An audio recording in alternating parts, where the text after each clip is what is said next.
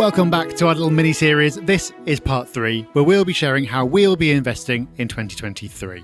Whether you're new to property or you've been doing it for years, it doesn't matter. It's always nice to know what other people are doing, isn't it? It doesn't mean you have to copy, it just gives you a reference point. It might give you a new perspective from which to think about your own plans and what you're going to be doing this year.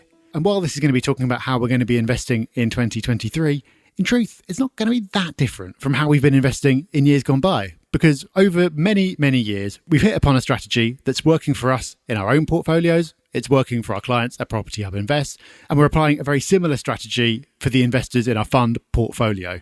And let's start with what we're going to focus on. Is it capital growth or yield? Well, you know what? We're greedy. We want both. But the big one that we focus on is growth, because that's where the real wealth in property investment is made. If you speak to anybody who's owned property over a reasonable amount of time, they can tot up how much rent they've made, which might be quite good. But when they tot up the capital growth they've made, in most cases, it will be a lot more. So therefore, we focus on areas that we believe are prime for capital growth. Now, of course, we want a yield, because the great thing about property is you can own an asset that goes up in value over the long term, but also you'll pay for that privilege, and that is your yield. But we won't compromise the area for a slightly higher yield, because we know that capital growth is the game changer. And we have a course that you can find on the Property Hub website. It's called How Property Will Make You Rich in the Long Term. Go to the show notes if you want a direct link, or search for How Property Will Make You Rich in the Long Term on your favourite search engine. So what are we actually going to be buying in search of that mix of growth and yield? Well, the answer is prime property. This is a lesson we've learned over the years. In several cases, I've learned this personally, painfully. Prime property generates the most growth and gives you a much easier ride along the way. And as time's gone on, I've shifted my own personal portfolio more and more in this direction. And you know what? As I've done that, property investment has become a lot more enjoyable because it's become much easier and it's become long-term more profitable. It can be really tempting to go for that property that's not quite so nice, all right, you wouldn't want to live there yourself, but the numbers look good. Every time I've done that, it has not worked out well. Because a lot of the time, you end up not actually making much, if not any more, on the rental income, because there are all kinds of costs that you hadn't accounted for that you wouldn't get with a more prime property.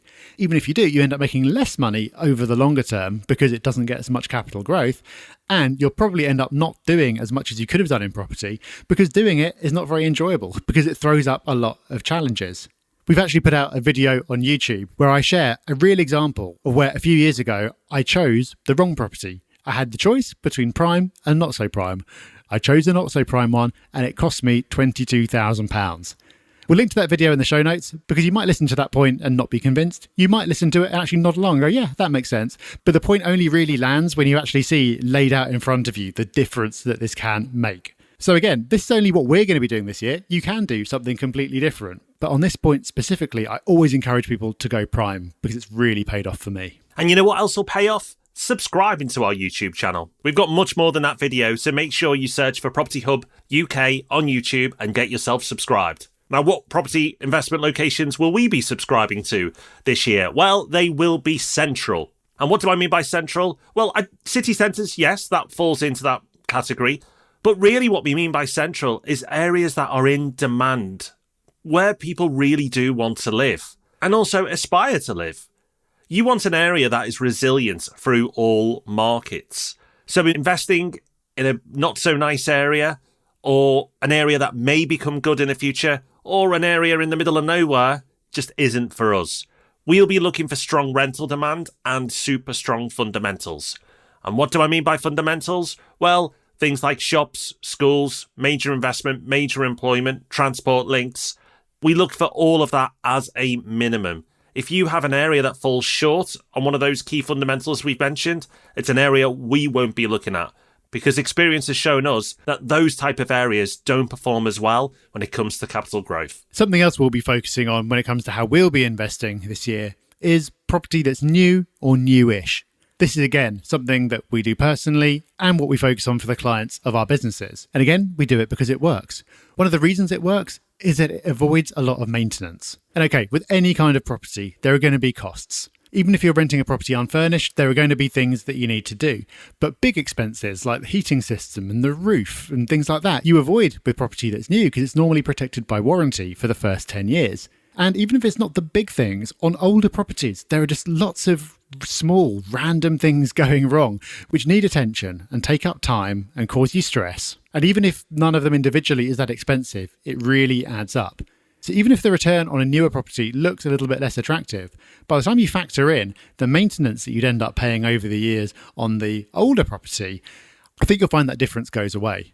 The other benefit to newer property is it's where a lot of people want to live. And okay, there are people who love old Victorian properties and that's what they'd rather live in.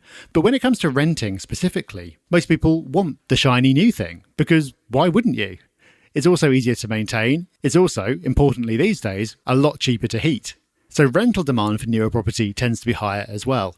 So that's been our focus for a long time now, and it's going to continue being our focus this year. And finally, when we invest this year, it will be on a long-term horizon. From the beginning of the Property Podcast, we've always invested for the long term, and we will not be changing that this year. And when we invest for the long term, we'll be looking at our total return. So we will look at the combination of the capital growth we make and the yield on top. And as we've already said, we will be making investments that will give us the best total return, dominated by capital growth and topped up by yield. And if total return is a new concept to you, then check out our free course on the Property Hub website, which is called the Total Return Formula. Again, another piece of resource that is absolutely free to access that you can take advantage of. So there you have it, an insight to how we'll be investing this year. But you can take it a step further if you want, because Property Hub invest exactly the same way as we do. And kind of makes sense, right? Because we own Property Hub Invest. So it makes sense for us to build a company that serves our needs, but also serves the needs of other investors like us. So if the way we're investing appeals to you, then do check out Property Hub Invest. Go to propertyhub.net/invest to find out more. And we also invested a similar way over at Portfolio, an app that you can use to invest in property and access the benefits of property investment. So check out portfolio.co.uk or head over to the App Store to find out more. All right, so far in this series, we talked about getting started, we've talked about the biggest mistakes to avoid, and we've shared how we'll be investing. Join us next time for part 4, where we'll be talking about how to truly win at property this year.